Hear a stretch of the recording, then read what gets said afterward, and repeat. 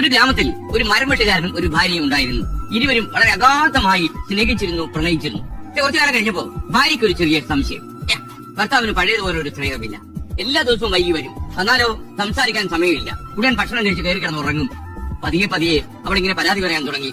നിങ്ങൾ എന്താ നേരത്തെ വരാത്തത്? നിങ്ങൾ എന്നെ സ്നേഹിക്കുന്നില്ല, നിങ്ങൾക്ക് പഴയ പോലെ സ്നേഹമില്ല. ഇങ്ങനെ ഓരോന്ന് പറഞ്ഞ് കലഹങ്ങൾ ഉണ്ടായി. ഒരു ദിവസം ഭാര്യ ഭർത്താവിന്റെ സ്നേഹം ഒന്ന് അളക്കണം എന്ന് തീരുമാനിച്ചു.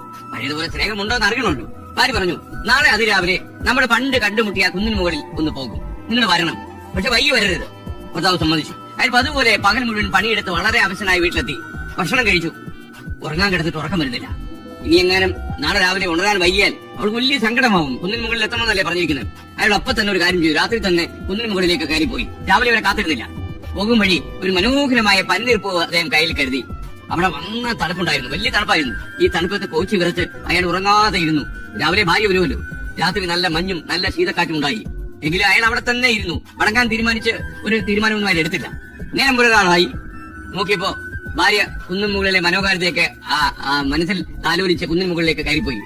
പക്ഷെ അവിടെയൊക്കെ പരതിയിട്ടും ഭർത്താവിനെ കാണാനില്ല. ഭാര്യയ്ക്ക് സങ്കടം സഹിക്കാൻ കഴിഞ്ഞില്ല. താൻ സംശയിച്ചത് ശരിയായി, ഭർത്താവിന് തന്നോട് ഒരു സ്നേഹവും ഇല്ല. അവൾ വളരെ നിരാശ കൊണ്ട് തിരികെ മടങ്ങി. മടങ്ങുന്ന വഴിയിൽ അപ്രതീക്ഷിതമായി ഒരു കുഴി കണ്ടു. ആ കുഴിയിൽ തന്നെ ഭർത്താവ് വീണ് കിടക്കുന്നു. അയാളുടെ ശരീരം മഞ്ഞു മൂടി മരവിച്ചിട്ടുണ്ട്. കുലുക്കി വിളിച്ചു, അയാൾ ഉണരുന്നില്ല. ആ കണ്ണുകൾ എന്നേക്കുമായി അടഞ്ഞുപോയിരുന്നു. അപ്പോഴും അയാളുടെ കൈകളിൽ അവൾക്ക് കൊടുക്കാനായി കരുതി ആ ചുവന്ന പൂ ഉണ്ടായിരുന്നു. സ്നേഹം എപ്പോഴും ഒരുപോലെ പ്രകടിപ്പിക്കാൻ കഴിയുമെന്ന് വരില്ല.